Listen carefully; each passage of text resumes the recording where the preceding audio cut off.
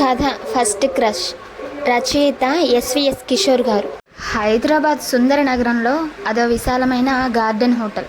దాని పేరు eat street. Hussain Sagar తీరం ఆనుకుని నక్లెస్ రోడ్లో ఉంటుంది. ఎంతో అందంగా నక్లెస్ తీరం వెంబడి అలా పరుచుకొని ఉంటుంది. పొరపాటున సాగర్ జిల్లాలోకి పడిపోకుండా ఆ హోటల్ అంచుల్లో రైలింగ్స్ ఎత్తుగా ఉంటాయి. అటువైపు హుస్సేన్ సాగర్ నీళ్లు, ఇటువైపు అందంగా టేబుల్స్ కుర్చీలు వేసి మంచి వ్యూతో నయనానందకరంగాను ఆహ్లాదకరంగాను ఉంటుంది. సాగర్ మధ్యలో ఉన్న బుద్ధ విగ్రహాన్ని తనివి తీరా చూస్తూ ఎంచక్కా కబుర్లతో ఫుడింగ్ ఎంజాయ్ చేయొచ్చు. కొద్ది దూరంలో ప్రభుత్వం వారు ఏర్పాటు చేసిన మువ్వెన్నెల జాతీయ జెండా రెపరెపలాడుతూ చూపురులకు కనువిందు చేస్తుంటుంది. మనసంతా దేశభక్తి భావంతో నిండిపోతుంది. ఆ ఈట్ స్ట్రీట్ హోటల్లో రకరకాల తినుబండారాలు, ఫుడ్ స్టాల్స్, చిన్నపిల్లలకు గేమ్స్, ఓ పెద్ద స్క్రీన్ పెట్టి అందులో క్రికెట్ లైవ్. అది ఒక వినోదాల ప్రపంచంగా అన్ని వర్గాల ప్రజల్ని ఆకర్షిస్తూ ఉంటుంది. సగటు హైదరాబాదీయులు ప్రొద్దుటి నుంచి రాత్రి 11 వరకు సేద తీరేందుకు తరచూ అక్కడికి వెళుతుంటారు. శని ఆదివారాల్లో కిక్కిరిసి ఉంటుంది ఆ ప్రాంతం అంతా. సాయంత్రాలు అయితే మరీను పిల్లలు పెద్దలు ఓ ఆట విడుపుగా హుషారుగా తిరుగుతుంటారు. నవంబర్ మాసం కావడంతో ఆ రోజు సాయంత్రం బాగా చల్లగాలులు వీస్తున్నాయి. వాతావరణం మహాద్భుతంగా ఉంది. వారం మధ్య రోజు కావడంతో జనం అక్కడక్కడ పల్చగా కూర్చొని సరదాగా కబుర్లు చెప్పుకుంటూ అల్పాహారం తింటూ కూల్ డ్రింక్స్, టీ, కాఫీ సేవిస్తున్నారు. టేబుల్స్ చాలా వరకు ఖాళీగానే ఉన్నాయి జనం కోసం ఎదురు చూస్తూ. వినీల్ శర్మ బ్రహ్మచారి కావడంతో రోజు ఆఫీస్ నుంచి వెళుతూ దారిలోనే కాబట్టి ఆ హోటల్లో కాసేపు కూర్చొని లైట్గా టిఫిన్ చేసి టీ తాగుతూ రిలాక్స్ అవుతుంటాడు. అతను పుట్టి పెరిగిన ఊరు భీమవరం అయినా ఉద్యోగరీత్యా హైదరాబాదులో ఓ పెద్ద సాఫ్ట్వేర్ కంపెనీలో పెద్ద పొజిషన్లో ఉన్నాడు.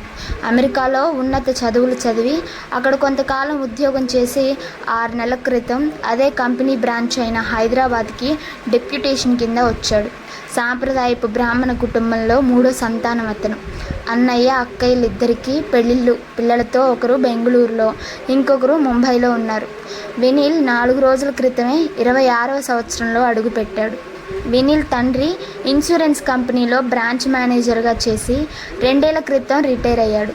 ప్రస్తుతం వినీల్కి పెళ్లి చేయడమే ధ్యేయంగా పెట్టుకొని మ్యాట్రిమోనీలో రిజిస్టర్ చేసి సంబంధాలు చూస్తున్నాడు. కాకుంటే ఆయనకు జాతకాల పట్టింపు ఎక్కువ. జాతకాలు కుదరనిదే పెళ్లి చేయనని ముందే చెప్పాడు ఇంట్లో వాళ్ళందరికీ. మరీ అంత చాదస్తం లేదు కానీ పెళ్లికి ముందు జాతకాలు కలిస్తే వరుడు వధువు చక్కగా అమరికలు లేకుండా పిల్లా పాపలతో కాపురం చేసుకుంటారని ఆయన నమ్మకం. ఇప్పటికో డజన్ సంబంధాలు చూశారు. అంటే పెళ్లి చూపుల వరకు వెళ్ళలేదు సుమా. జాతకాలు కుదరలేదు కాబట్టి ఇంకా అంత దూరం రాలేదు. వినీల్ 6 అడుగుల అందగాడు. తెల్లని మేని ఛాయ, ఒత్తైన రంగుల జుట్టు, కోర మీసం వెరసి ఓ సినీ హీరోలా ఉంటాడు. రోజు జిమ్కి వెళతాడు కాబట్టి అథ్లెటిక్లా కనిపిస్తాడు. మొదటి నుంచి చదువుల్లో ఫస్ట్ అవడంతో అలవోకగా 2 అంకెల ర్యాంక్లో ఐఐటి సీట్ సంపాదించి అందులోనూ ఫస్ట్ ర్యాంక్ తెచ్చుకున్నాడు. చెన్నై ఐఐటిలో తనకిష్టమైన సాఫ్ట్వేర్ బ్రాంచ్లో డిగ్రీ చేశాడు. అందులోనూ క్యాంపస్ ఫస్ట్ వచ్చాడు. అమెరికాలోని మంచి యూనివర్సిటీలో సాఫ్ట్వేర్లో ఎంఎస్ చేశాడు. కాకుంటే వినీల్కి అమ్మాయిల వైపు నుంచి ఆకర్షణ ఎక్కువ ఉన్నా పూర్తిగా ఇగ్నోర్ చేస్తూ ఎవరిని నొప్పించక మేనేజ్ చేస్తుంటాడు. ఎందుకంటే పొరపాటున ఎవరితోనైనా ప్రేమలో పడితే ఇంట్లో తండ్రికి జవాబు చెప్పాలనుకుని జాగ్రత్తగా ఉంటాడు. తన పెళ్లి బాధ్యత అంతా తండ్రికి వదిలేశాడు. నా సాఫ్ట్వేర్ కోడింగ్లో ఎక్స్పర్ట్ అవడం అది అతని 6వ ప్రాణం అవడంతో అందులోనే ఎక్కువ శాతం కాలం గడుపుతుంటాడు. కంపెనీ మేనేజ్మెంట్కి కూడా వినీల్పై బాగా నమ్మకం ఎక్కువ. ఏ ప్రాజెక్ట్ ఇచ్చినా ఎటువంటి పొరపాట్లు లేకుండా అద్భుతంగా చేసి కస్టమర్ చేతిలో పెడతాడు. ఆ సాఫ్ట్వేర్ కంపెనీకి ఉన్న చాలామంది కస్టమర్స్కి అతనంటే చాలా ఇష్టం. ఆఫీస్లో కూడా తన పనేమో తనేమో అన్నట్లు అంటి ముట్టనట్లు ఉంటాడు. పని విషయంలో దిట్ట కాబట్టి ఎటువంటి వారైనా అతనికి ఆకర్షితులవుతుంటారు. అతని దగ్గర కొత్త మెలకువలు నేర్చుకునేందుకు. అతని గురించి తెలిసిన అమ్మాయిలు మాత్రం అబ్బే వీడితో టైం వేస్ట్ అని దూరంగా ఉంటారు. పొరపాటున ఏ అమ్మాయికైనా ఎదురైనా వినీల్ వైపు చూడకుండా తల వంచుకొని వెళ్తుంటారు. ఈ ప్రవరాక్యుడితో మనకెందుకులే అని.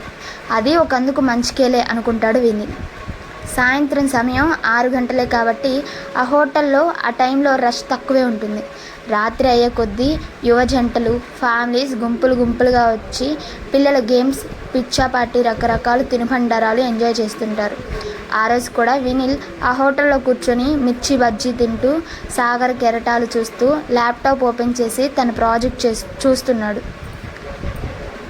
గడువు దగ్గర పడడంతో ఆ ప్రాజెక్టు 2 రోజుల్లో పూర్తి చేయాలి.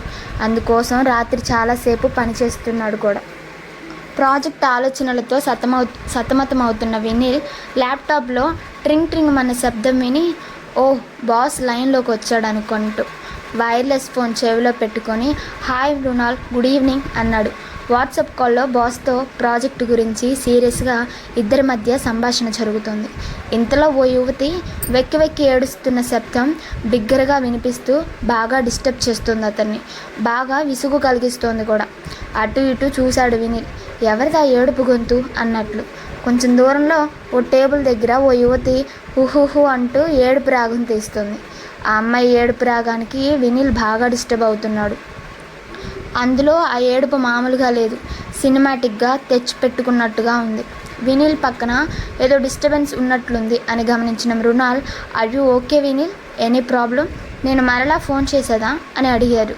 అబ్బెబ్బే అదేం లేదు అని సర్ది చెప్పాడు వినిల్ అతని ప్రశ్నలకు సమాధానమిస్తూ. ప్రాజెక్ట్ కంప్లీషన్ ఎంతవరకు వచ్చింది? 2 రోజులే టైం ఉంది, పూర్తవుతుంది కదా అని సందేహంగా అడిగాడు బాస్.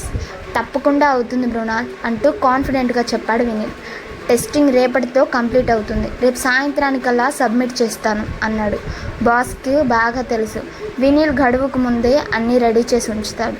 ఆ యువతి ఏడుపు రాగం ఎక్కువ అవుతూ ఉంటే ఇక భరించలేక వినిల్ గట్టిగా ఆ యువతితో, హలో మేడం, ఇక్కడ ఆన్లైన్ మీటింగ్ జరుగుతుంది, ఏమండి ప్లీజ్ కాస్త మీ ఏడుపు శబ్దం తగ్గించండి, ఇక్కడ నేను వేరే వారితో మాట్లాడుతున్నాను, బాగా డిస్టర్బెన్స్గా ఉంది, ప్లీజ్ ఇది చాలా ఇంపార్టెంట్ మీటింగ్ అన్నాడు పెద్ద గొంతుతో, కొంచెం విసుగ్గా. దానితో ఇంకా రెచ్చిపోయిన ఆమె ఇంకొంచెం బిగ్గరగా ఏడుపు కంటిన్యూ చేసింది. ఈలోగా వినిల్ తన బాస్తో మాట్లాడటం పూర్తి చేశాడు. అమ్మాయి ఏడుపు సోదైక ఆపాలని కుర్చీలోంచి లేచాడు. ఆవిడ దగ్గరికి వెళ్ళి వినిల్ ఆ యువతితో, మేడం ఇక మీ ఏడుపు కంటిన్యూ చేసుకోండి, పెద్దగా ఏడ్చినా పర్వాలేదు, ఎందుకంటే నా మీటింగ్ అయిపోయింది అని అన్నాడు పలకరింపు నవ్వుతో. మీ మీటింగ్ అయిపోయిందని మీకోసం నేను ఏడుపు కంటిన్యూ చేయాలా? ఎంత స్వార్థం మీకు! నా ఏడుపుకు కారణం, దాని వెనుకున్న నా బాధ మీరేం పట్టించుకోరా అంటూ టేబుల్ పైన ఉన్న టిష్యూ పేపర్లో ముక్కు తుడుచుతూ తను ఇంకా ఏడుపు ఆపకుండా అలా వెక్కిళ్ళు పెడుతుంది. చుట్టుపక్కల టేబుల్స్ దృష్టి వీరిద్దరి పైన పడింది. వినిల్కి కంగారు మొదలయ్యింది, అందరూ తన వైపే చూస్తూ ఉండడంతో. అప్పటికి అందమైన ఆ అమ్మాయిని చూస్తూ కుర్రకారు చాలామంది ఆమెకి దగ్గరగా ఉన్న టేబుల్స్లో కూర్చొని తదేకంగా ఆమె అందాన్ని జుర్రేస్తున్నారు. ఇక అందరి దృష్టి ఆమెతో పాటు వినిల్పై కూడా పడింది. అమ్మో ఇదేంటి, అనవసరంగా ఇలా ఇరుక్కుపోయాను ఈ అమ్మాయి దగ్గరకు వచ్చి, ఇవాళ లేచి ఎవరి మొహం చూశాను అనుకుంటూ మదన పడుతున్నాడు వినిల్. ఇంకా లాభం లేదు అనుకుంటూ ఈ ఏడుపు మేళం తప్పేట్లు లేదు అనుకొని, ఇప్పుడు చెప్పండి ఎందుకు మీ ఏడుపు, నేనేమైనా ఓదార్చగలనా అన్నాడు. ఆమె అందం ఓ బాపు బొమ్మలానో అజంతా శిల్పంలానో ఉంది. ఆమెను చూస్తుంటే రెప్ప వాల్చబుద్ధి అవ్వట్లేదు, అలానే చూస్తుండిపోవాలనిపిస్తుంది వినిల్కి. మొదటిసారి అంత అందాన్ని అంత దగ్గరగా చూడడం వినిల్కి కొత్తగా మరులు కొలుపుతోంది. గుండెలో సన్నని ప్రేమ గుబులు కూడా మొదలైంది. ఆమె కోలమొహం, తెల్లని మేనిఛాయ, కోటేరేసిన సంపెంగ లాంటి ముక్కు, నల్లని త్రాచు లాంటి ఒత్తైన పొడవాటి వాలిజడ, అందంగా తీసిన నడుమ పాపిట, తీరైన విల్లు లాంటి కనుబొమ్మలు, ఎడమ చెంపపై పెసరగింజంత నల్లని దిష్టి చుక్క లాంటి పుట్టుమచ్చ. అబ్బా అంత సొగసును మునిపెన్నడూ చూడలేదన్నట్లు అలానే చూస్తుండిపోయాడు ఆమె వైపు. ఆ చీరకట్టులో ఆమె ఎల్లోరా శిల్పంలా మిరుమిట్లు గొలుపుతోంది. ఎక్కడా కృత్రిమ వేషధారణ మచ్చుకైనా లేదు. ఎంతో సామాన్యంగా తన సహజ సౌందర్యంతో అందానికి అర్థంలా ఉంది. ఆ పెదాలకు లిప్స్టిక్ లేదు, గులాబీ రేకులు విచ్చుకున్నట్లు అతి సున్నితంగా మృదువుగా ఉన్నాయి. మొదటిసారి అంత అందం కళ్ళెదురు కనిపించేసరికి వినీల్కి ఓవైపు ఆశ్చర్యంగానూ మరోవైపు ఆనందంగానూ ఉంది. తనను తదేకంగా చూడటం చూసి, ఇక చూసింది చాలు, కూర్చోండి, నా సమస్య చెప్తాను మీతోటి అని వినీల్ వైపు కొంటగా చూస్తూ మృదువుగా ఉంది. ఆమె మాటలకు కొంచెం కంగు తిని చెప్పండి అన్నాడు కంగారుగా. ఇంతలో ఆమె ఫోన్ రోగింది. అవతల నుంచి ఆమె స్నేహితురాలు మాట్లాడుతుంది. ఆ మాటలకు ఇటు నుంచి ఈవిడ బిగ్గరగా ఏడుపు. ఒకవైపు మాట్లాడుతూనే వినీల్ వైపు చూస్తూ టిష్యూ చేతికందివ్వమని చేయి చాచింది. ఆమె చేతిలో టిష్యూ పేపర్ పెట్టాడు వినీల్. ఆవిడ సమస్య ఏంటో అర్థం కాక. అంతేలేవే, అందరూ నన్ను వదిలేయండి, మా వాళ్ళు నన్ను ఎవరికో ఒకరికి కట్టబెడతారు, అప్పుడు నేను జీవితాంతం ఏడవలసిందే, మీరందరూ నా ఏడుపు చూస్తూ ఎంజాయ్ చేయొచ్చు ఎంచక్క, ఇక నాకు ఏ మార్గం లేదు, ఆత్మహత్య ఒక్కటే శరణ్యం అని గట్టిగా ఫోన్లో మాట్లాడుతూ మళ్ళీ ముక్కు తుడుచుకుంటుంది. అలా తుడిచి తెల్లని ఆ సంపంగి లాంటి ముక్కు ఎర్రగా మారి ముద్దొస్తుంది. టేబుల్ పైన ఉన్న ఆమె ఐడెంటిటీ కార్డు చూశాడు వినీల్. ఆమె పేరు విజిత, అపోలో హాస్పిటల్స్లో డాక్టర్ అని ఉంది. ఓహ్, ఈవిడ గారు డాక్టర్ అన్నమాట అనుకున్నాడు మనసులో వినీల్. మీరు డాక్టర్ అయి ఉండి ఆత్మహత్య అంటారేంటండి అన్నాడు విజిత వైపు భయంగా కంగారుగా చూస్తూ. మీరు నా ప్లేస్లో ఉంటే తెలుస్తుందిలేండి నా బాధ ఏమిటో. నాకు ఇష్టం లేకుండా నా పెళ్లి చేస్తే ఎలా? చెప్తే ఇంట్లో అస్సలు వినిపించుకోవట్లేదు అంది నిష్ఠూరంగా. ధైర్యంగా మీ వాళ్లకు మీ మనసులో మాట చెప్పండి, భయం ఎందుకు అన్నాడు ఇంకో టిష్యూ ఆమె చేతికి అందిస్తూ.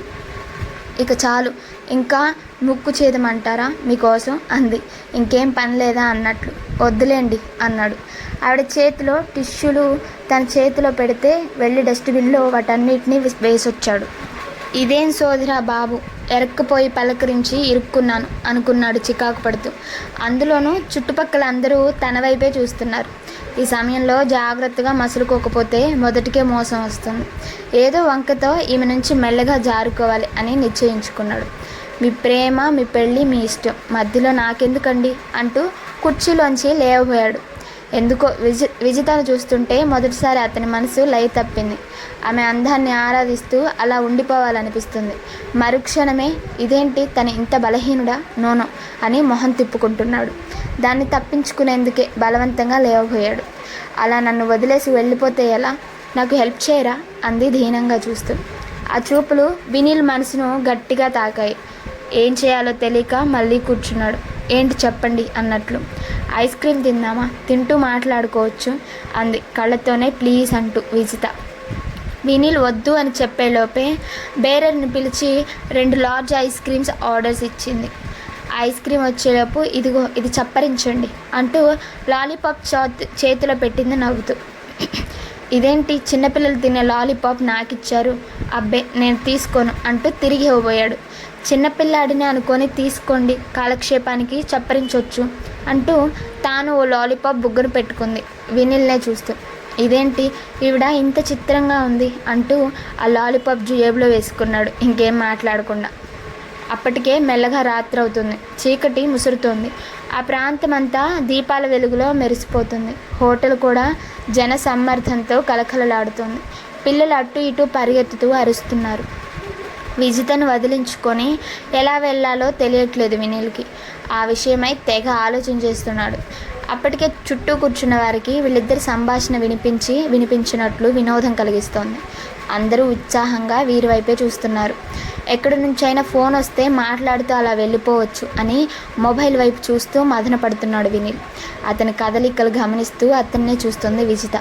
మగవారిలో ఇంత హ్యాండ్సమ్గా కూడా ఉంటారా అని అలా అతన్నే చూస్తుంది. విజిత చూపులు కొంచెం ఇబ్బంది కలిగిస్తుండడంతో నేను వెళ్తానండి అంటూ లేవబోయాడు వినీల్. ప్లీజ్ కూర్చోండి, ఐస్ క్రీమ్ తినేసి వెళదాం అంది విజిత బ్రతిమలాడుతున్నట్లు అతని మొహంలోకి చూస్తూ. ఈలోపు ఐస్ క్రీమ్స్ తీసుకొచ్చాడు. అందులోనూ లార్జ్ ఐస్ క్రీమ్స్ ఆర్డర్స్ ఇచ్చింది విజిత.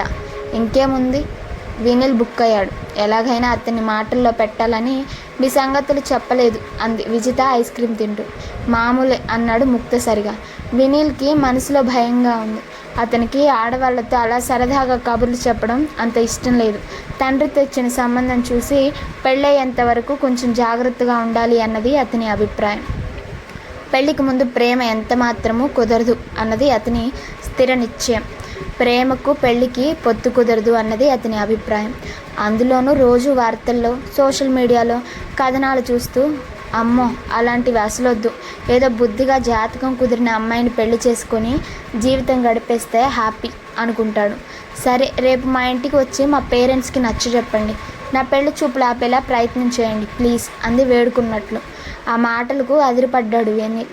అరే నేనెలా వస్తాను, మీరెవరో నేనెవరో, ఇక్కడేదో 2 నిమిషాలు మాట్లాడితే సరిపోతుందా, మన మధ్య ఏముందని నేను మీకు హెల్ప్ చేయాలి, నేను రాను అని ఖచ్చితంగా చెప్పాడు విజిత వైపు చూడకుండా. ఒక్కసారి నా మొహంలోకి చూసి చెప్పండి అంది విజిత.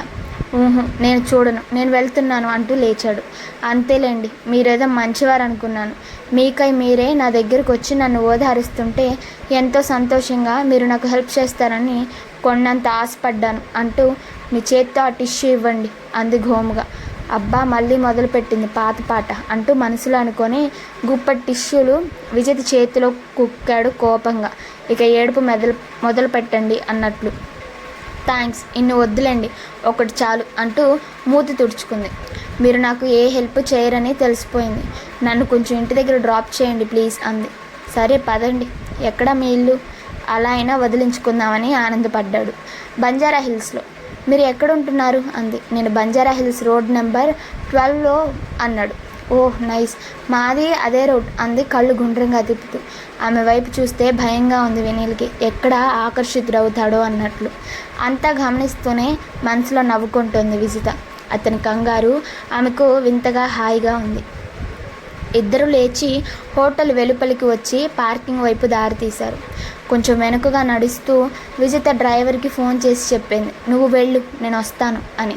బయట కొంచెం చిరుచల్లు పడుతుంది. వినిల్ కారు కొంచెం దూరంగానే పార్క్ చేసి ఉంది. మీరు ఇక్కడే ఉండండి, నేను కారు తీసుకొస్తాను అన్నాడు వినిల్.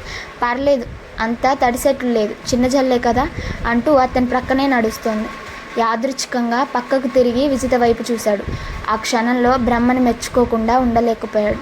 ఈ అందాల రాశిని వరించే ఆ అదృష్టవంతుడు ఎక్కడున్నాడో అనుకున్నాడు.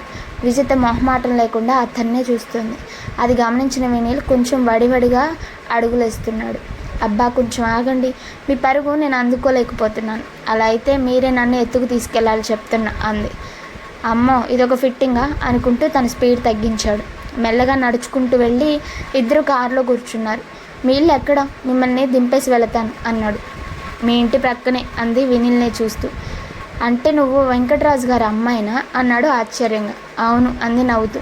అరే నేనెప్పుడు గమనించలేదు అన్నాడు. మిమ్మల్ని నేను రోజు చూస్తుంటాను అంది ఆరాధనపూర్వకంగా చూస్తూ. మీరు 2nd ఫ్లోర్లో ఉంటారు, మీ ఇల్లు మా పెదనాన్నగారిది. అవునా, వీర్రాజు గారు మీ పెదనాన్నగారా అన్నాడు. వీడియో నచ్చినట్లయితే లైక్ చేసి సబ్స్క్రైబ్ చేసుకోండి.